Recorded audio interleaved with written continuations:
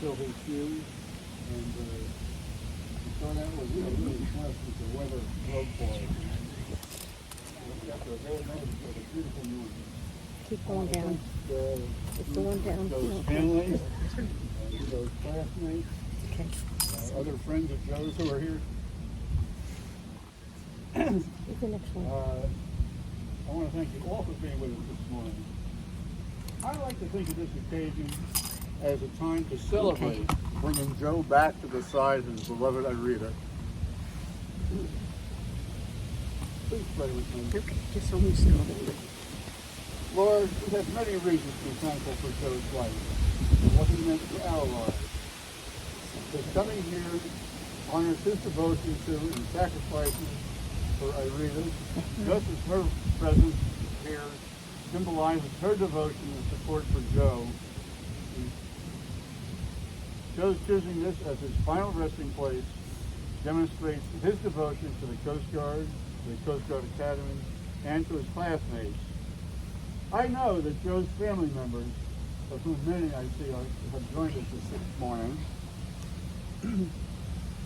are thankful to Joe for being the loving father and grandfather, brother, and proud of his life as an exemplary Coast Guard officer. We members of the Coast Guard Academy class of 1967 are thankful for Joe's devotion and service to the Academy and to his classmates in too many ways for any one person to ever take his place.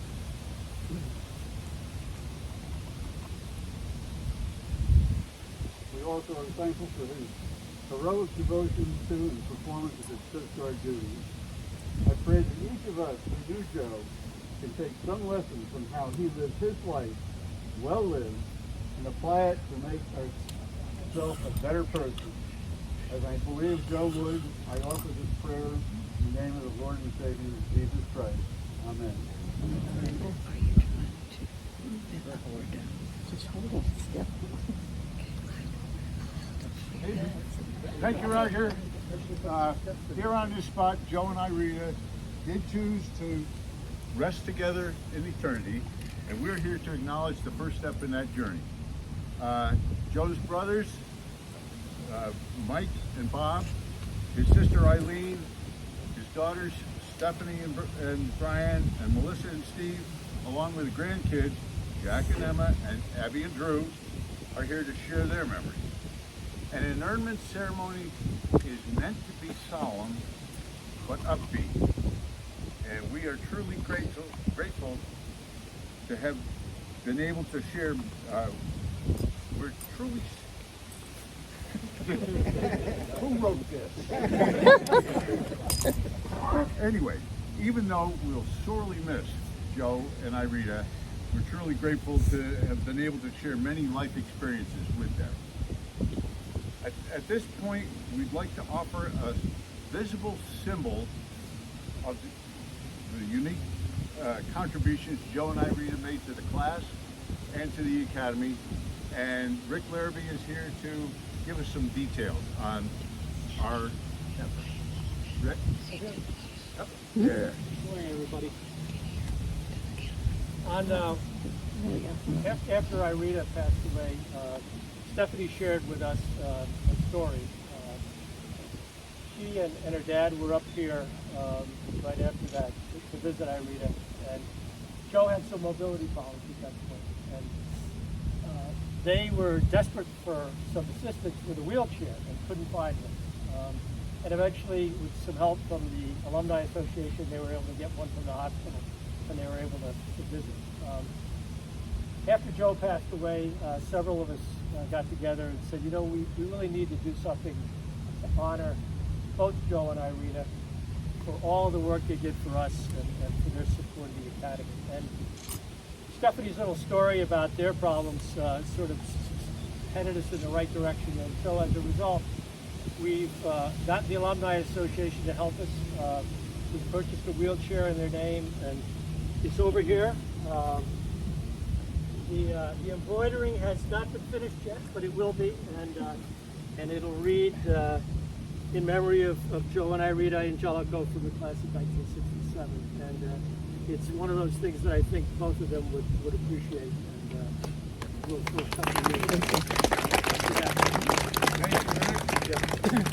outstanding.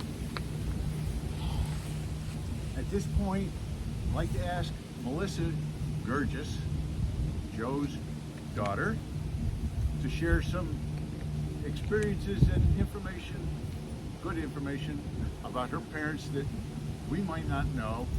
She's got a slightly different perspective than most people. Not by much. Melissa, it's all yours. Thank you. Good morning. First of all, I'd like to thank you on behalf of the family for the wheelchair. I know that Dad and Mom would greatly appreciate it, and it's the perfect gift to honor their memory.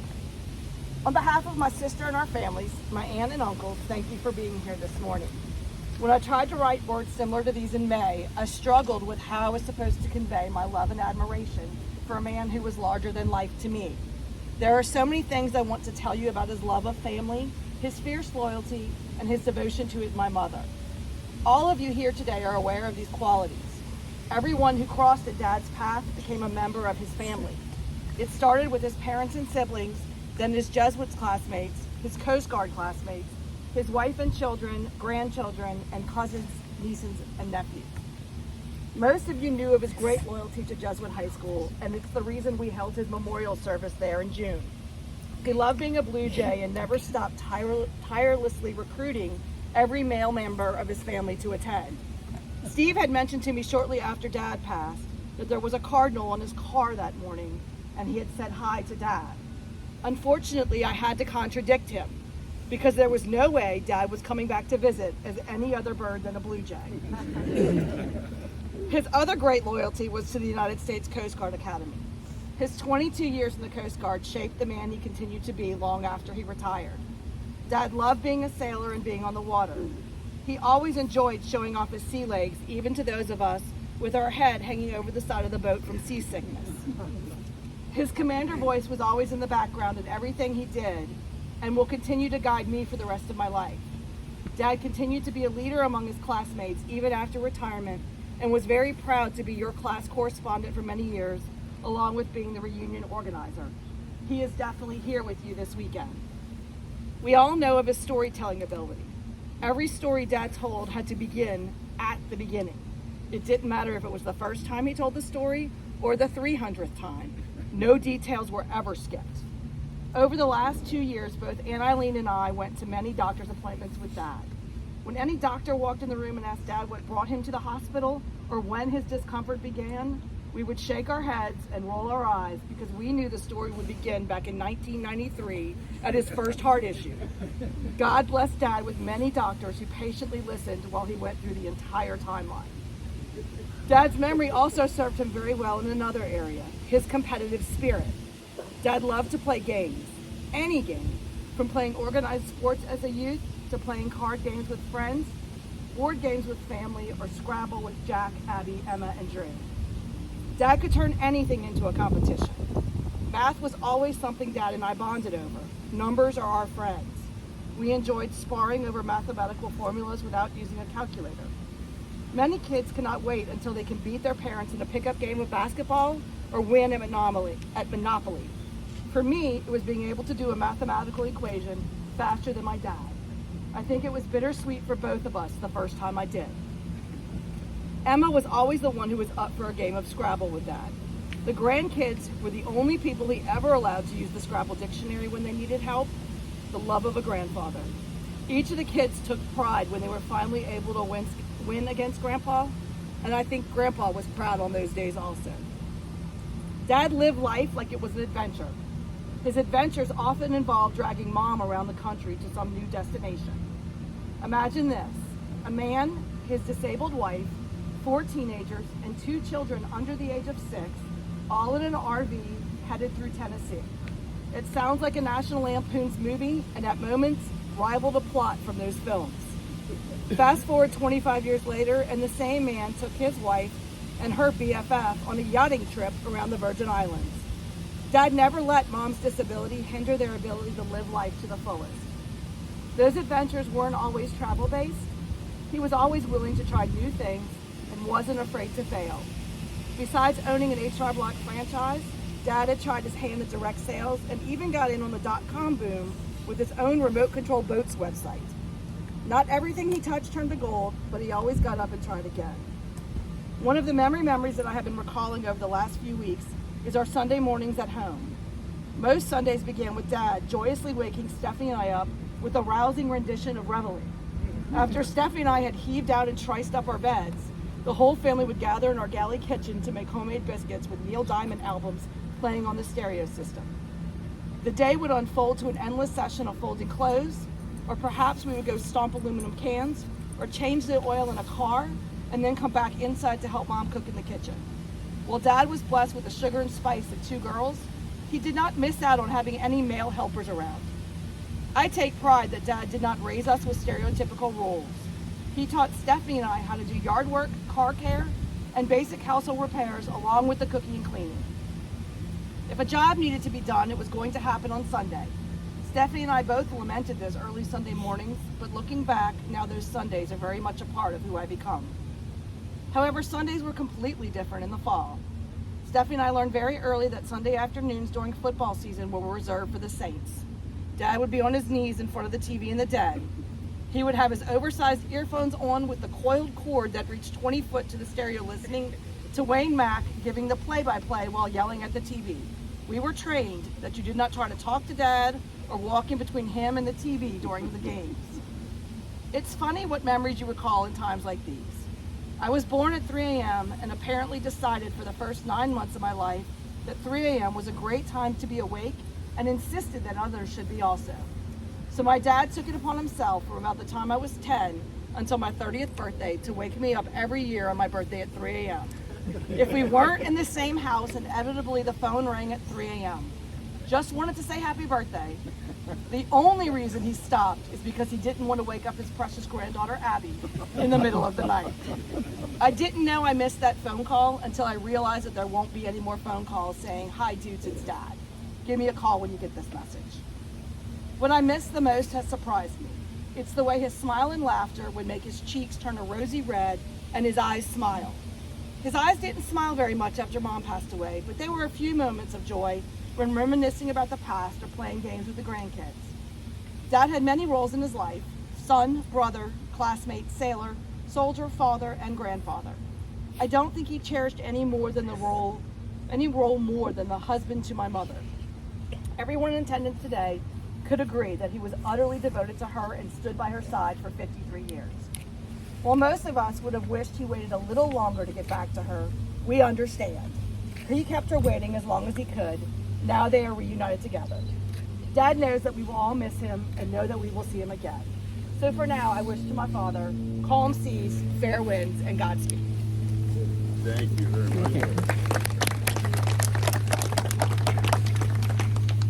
What Melissa didn't say is after Joe retired, probably the 50th or 60th time, he went to work for Melissa. Then after Irina passed away, they held a ceremony, and Joe moved in with Melissa for a little while. And Melissa said, "Daddy, it's time to take your pill. Daddy, it's time to get up. Daddy." And I looked at her and I said, "You're enjoying this, aren't you?" She said yes. Anyway, we are the class of 1967. According to Paul Pluta, there are some who refer to us as being resistant to supervision.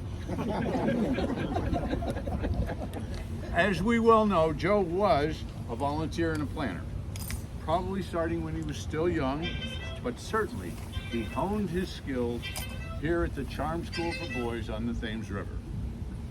Unofficially, we were taught not to volunteer. And this was reinforced with all those requests for volunteers, which were preceded by the greetings, "Swabo," or maybe the more obnoxious one, "Gentlemen, one of your classmates." We had to volunteer. Anyway, Joe somehow missed the message and willingly volunteered. His first voluntary activity here at the Academy was to become a member of the Catholic Chapel Committee. He probably did it for a good reason, But it didn't hurt to know that if you arrived early on Sunday morning, there were donuts down in the lower level. He volunteered to play football for Otto Graham. Hard work, but it did allow him to introduce himself several times as number 32 on your program, number 1 in your heart. I don't know how he got away with that, but he did. Not all his plans worked out as planned. Just before graduation, he decided he had to drive from here down to New Orleans to make the final arrangements for his wedding. He recruited Andy Sedlock and me to help with the driving, because with 3 guys, we can just drive almost continuously. We got about halfway through New Jersey, found out that the boomer didn't have a driver's license. He never needed one up until that point, so why bother? Anyway, we did finish the trip, and Joe made his plans, but he learned then, if not before, to ask that elusive one more question before his final plan. At this point, the floor is kind of open to anybody who'd like to share a short memory of Joe or Irita. Anybody? PJ. It's hard to top all the stories that Melissa told, you know, and it was an honor for Jane and me to be a part of your family at the same time, down in Virgin Islands at Mom and Dad's 50th wedding anniversary with Dave and Jody, and going sailing with all of you. It was a great time. But I just wanted to point out how devoted Joe was to our class. Things that you never see. Melissa was telling me she's into about day 21 of going through Joe's files on all the stuff, all the articles he's written for the bulletin, all of the communications with the class, and even when he was a cadet with Irita, he's got all of the correspondence. He kept a file on each and every member of the class of 67 standing around here. He knew what was going on in your life because he loved his class as he loved his family. And that's number 1. Family was always number 1. He did lead me astray, I have to say, though. He was my roommate at the academy, and he said, well, I'm going over the wall. I said, I've never been over the wall. You've never been over the wall? Come with me, son. I don't know why. It's not walking. But you know how to have a good time. Laissez les bon temps brûler. All we need is some gambas and beignets, and it would complete the circle. But I just want to thank the family for allowing our class to share these moments with you. Your mother and father were the heart of our class, and nobody could replace them. It took a whole village of classmates here to do what he did alone for every reunion, and for that I thank him, and I thank you for allowing us to be part of your family. But now Joe and Irita are together again, and close that book, you know. I mean, you couldn't come up with a better ending if you were writing it. So thank you all. Thank you, Joe, for the weather. Nice job.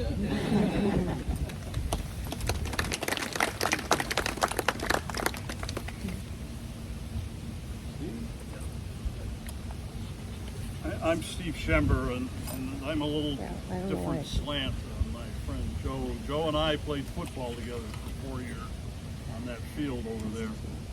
And it hasn't been mentioned, Joe was a great football player. You would never think that little chunky guy could play football, but he was a great football player. I have 2 memories. I'll try to make it quick, but with our very first game as freshmen, we were playing up against Springfield, and we were getting the heck kicked out of us. And our quarterback, where's Rick, got hurt, and I was the backup quarterback, and they, Schember, get in there. I go in there, scared to death, nervous, and I said, Joe, I'm going to call the draw play. You better do something. He said, Steve, just get me the ball. So I handed him the ball, and this nice hole opened up, and he went about 40 yards for a touchdown. And we got back into the game. I think we ended up losing, but it became competitive because he turned the whole thing around. 4 years later, our football team wasn't very good, and I was pretty despondent, feeling kind of down, and there were like 3 or 4 of us in this class that were still on the team. And Joe and I were talking after a loss, I can't remember which one it was, and he said, "Steve, put your head up. You can't quit. You can't ever quit. Never quit at anything." And those are 2 memories I have of Joe that I will take with me forever. He was a great guy, great friend, great teammate. Thanks, Dave.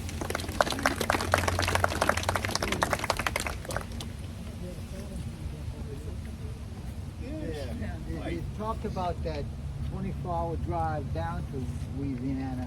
Well, on his graduation, him and I and my family drove back. My family stopped in Atlanta. Joe and I continued on up to New London, Connecticut. Needless to say, we split the driving. He took the first shift and I took the second shift.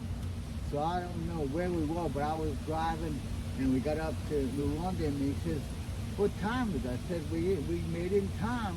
He said, "How'd you do it this fast?" I said, "I stayed behind an 18-wheeler and he was going that fast. So I just went as fast as he went." So then when we got there, I said, "Brother, I am tired. I've been driving all night. Is there anywhere I can lay down?" He said, "Yeah, go use Paul's bed. You know, he'll let you lay down in there." And I slept in Paul's bed till the next day to get for the graduation. So thanks, Paul.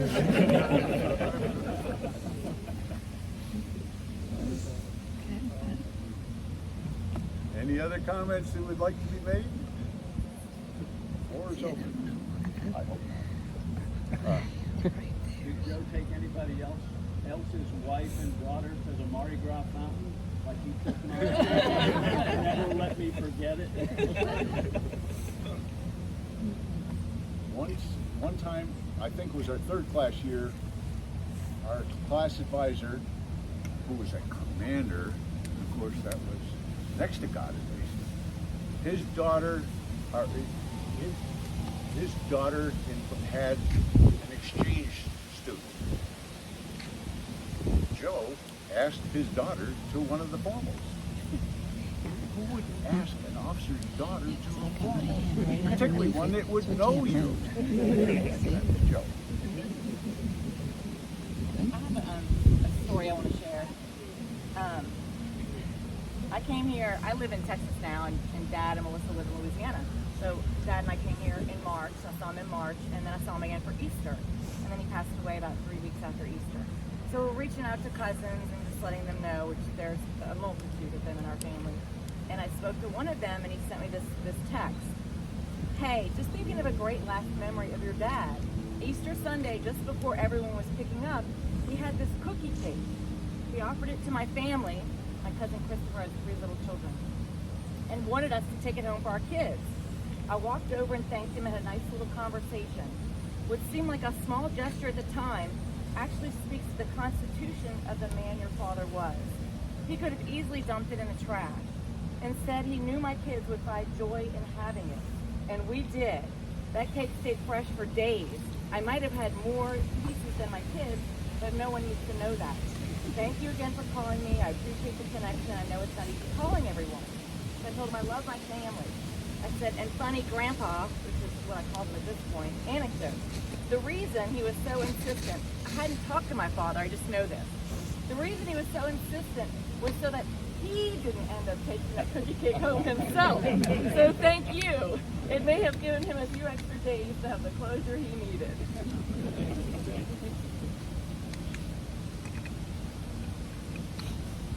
Okay, that ends almost our part of this.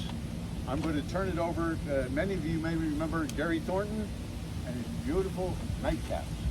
Big band sound on the all cadet band. It's great. Others may remember his rendition of Reveille at 0610 in the morning. Anyway, today, still the man with the horn, we're going to ask Gary to play tax. Gary?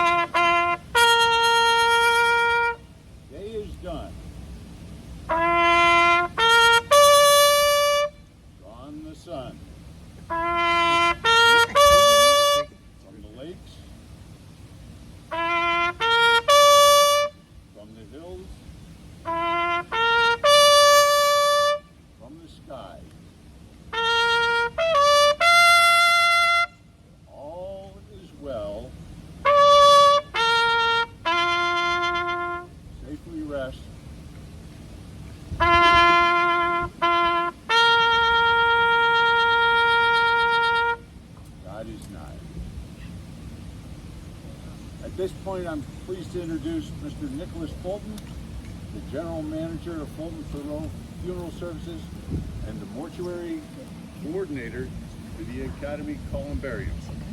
Nick will guide us through the procedures of the actual interment. Nick?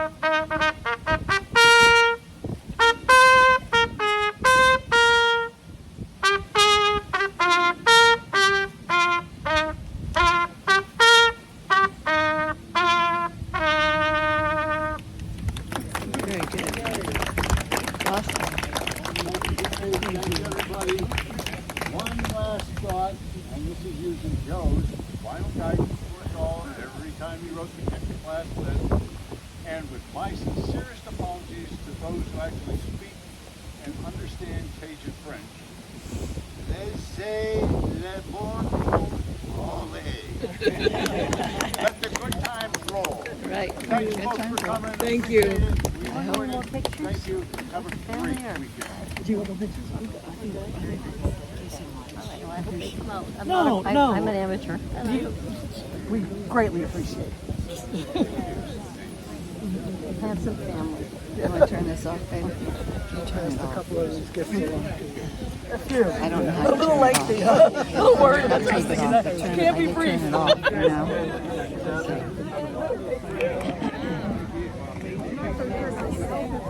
Taking these things to there we go.